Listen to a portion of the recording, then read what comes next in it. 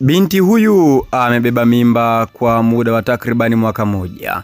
Siku ya operation anatokea paka kwa ajili ya kuzuia zoezi zima la operation. Hakika simulizi hii inasikitisha kweli kweli. Sikiliza na kutazama simulizi hii mwanzo mpaka mwisho. Kulikuwa na kijiji kimoja tulivu kilichoitwa kijiji cha Mwanga. Kijiji kilichozungukwa na mashamba ya mihogo, migomba na visima vya jadi. Ndani ya kijiji hicho aliishi binti mmoja mrembo na mwenye tabia njema aliyeitwa Zuena.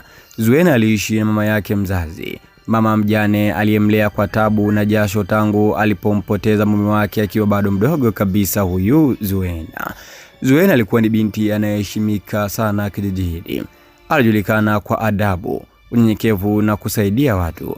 Hakukuwa na kazi ya kijiji ambayo Zuena asingeshiriki, iwe ni kuchota maji, kulima au kuwasaidia kina mama wazee. Mama yake alikuwa akijivunia sana binti yake na mara nyingi alimwambia, "Binti yangu, tabia njema ni urithi bora kuliko mali." Mwisho kunukuu. Hayo ni maneno ambayo alikuwa akiyazungumza mama yake na Zuena, akimwambia binti yake Zuena.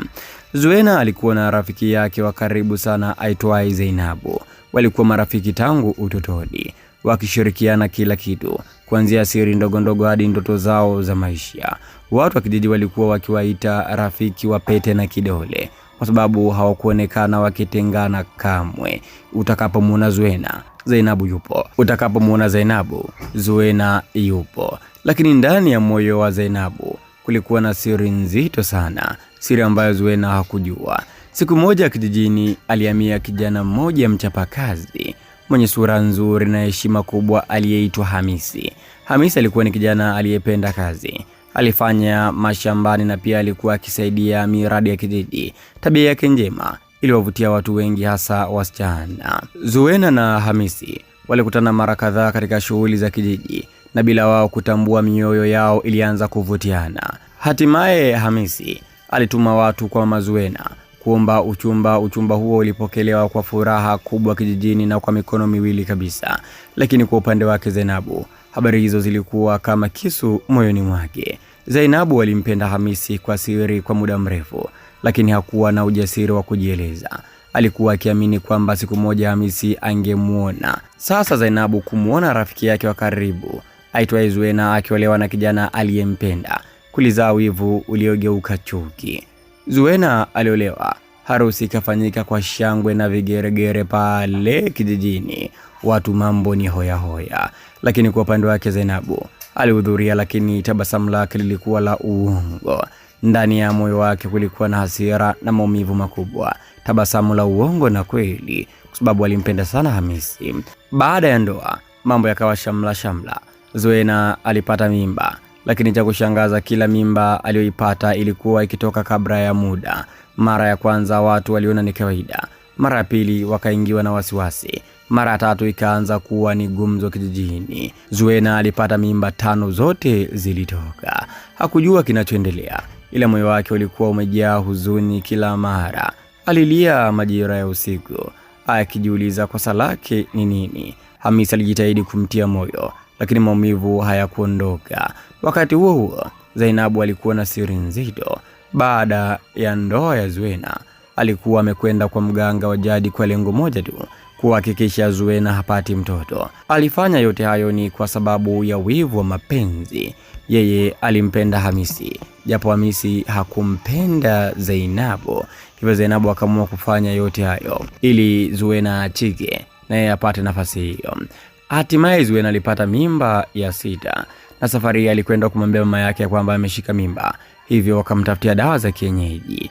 Mimba ikaanza kusonga mbele. Safari hii ilikuwa ni tofauti kidogo. Mimba ikafikisha mwezi wa 6, wa 7, wa 8, wa 9 ni muda wa kuzaliwa, lakini bado mimba inaendelea tu mpaka kafika mwaka mmoja. Mama yake alimwangalia kwa makini kisha akasema, "Binti yangu, hii mimba usiichukulie kawaida. Tutafanya kila tuwezalo." Mama yake alimpa dawa za asili na kumuombea. Mimba ile ilikuwa tayari imeshamaliza mwaka mzima bila kutoka. Hali hiyo ikawatia wasiwasi madaktari na wazee wa ukoo. Hatimaye ikaamuliwa kuwa ni lazima afanyiwe upasuaji ili kumuokoa Zuena na mtoto aliyomo tumboni. Mimba ina mwaka mmoja na zaidi. Inawezekanaje binadamu akabeba mimba mwaka mmoja na zaidi? Bora upasuaji ufanyike, watoe kiumbe na kuwaokoa watu hawa. Basi bwana, habari hizo zilipomfikia Zainabu alipatwa na hofu kubwa, akaona mpango wake wote umefeli. Kwa haraka akaenda tena kwa mganga, safari kwa nia mbaya zaidi. Aliomba mganga atume paka wa kichawi ili upasuaji ushindikane. Siku ya upasuaji ilifika, mambo yakawa shente. Mambo yakawa ni mazuri kweli kweli, watu wakakaa nje kusubiria kile ambacho kitatokea ndani. Madaktari walianza prosesi nzima za upasuaji. Mara ghafla binivu, paka mweusi akatokea katikati ya upasuaji, na hapo kelele zikatoka katika chumba cha upasuaji. Madaktari wanakimbia. Shida nini? Ni paka mweusi ametokea ndani ya chumba cha upasuaji. Haraka mganga mmoja wa kijiji akafika kwa ajili ya kushughulikia tatizo hilo. Paka yule akatambikiwa na dawa, kisha paka yule akapotezwa katika mazingira ya kutatanisha. Wakati huo Zuena hajielewi. Basi operation ikaendelea kama kawaida na mtoto akazaliwa. Taarifa hizo zilimuuma sana Zainabu. Usiku huo alianza kuona mambo ya ajabu. Alianza kuota ndoto nzito, akiteswa na hofu kubwa iliyokuwepo moyoni mwake. Siku chache baadaye siri zake zilianza kufichuka. Watu waligundua safari zake za usiku. Mara kadha wa kadha walikuwa wakimwona Zainabu usiku akitembea akielekea katika njia ya mganga aliyetengwa na kijiji. Kwa hivyo watu waligundua siri iliyojificha, na mganga ambaye kijijini alikuwa akiaminika alielezea kila kitu. Chanzo cha matatizo yote ya Zuena ni Zainabu. Hatimaye kweli wote ukawekwa wazi mbele ya wazee wa kijiji. Zainabu akakabiliwa na aibu kubwa, akakataliwa na jamii aliyokuwa akiishi nayo. Zuena licha ya yote aliyopitia alichagua kumsamehe Zainabu. Akasema, chuki huleta giza, lakini msamaha huleta nuru. Kwa yote ulionifanyia rafiki yangu Zainabu, mimi siwezi kukuombea mabaya. Mimi nimekusamehe kabisa rafiki yangu. Na hapo ndipo mimi nimekusamehe kabisa rafiki yangu. Wanakijiji wakashangaa, imewezekanaje Zuena ambaye ameteswa kwa muda mrefu kweli kweli na rafiki yake Zainabu, mimba 5 zimetoka na mimba 6 balaa kubwa likatokea, lakini bado binti huyu kaamua kuwa na moyo wa kumsamehe rafiki yake. Wanakijiji walishangaza kweli kweli. Na hapo ndipo mwisho wa simulizi yetu nzuri kabisa. Simulizi la wivu wa rafiki wa pete na kidole likawa funzo kwa kijiji kizima, kwamba wivu unaweza ukaharibu maisha, lakini subira na ukweli hushinda daima. Mtazamaji, wewe maoni yako ni yapi kuhusiana na simulizi hii nzuri ambayo inamuhusu Zuena na rafiki yake Zainabu, simulizi ya pete na kidole? Andika maoni yako hapo katika sehemu ya comment. Je, ni kweli wakina Zainabu wapo katika maisha yetu haya ya kawaida, wenye roho ya kwa nini roho mbaya?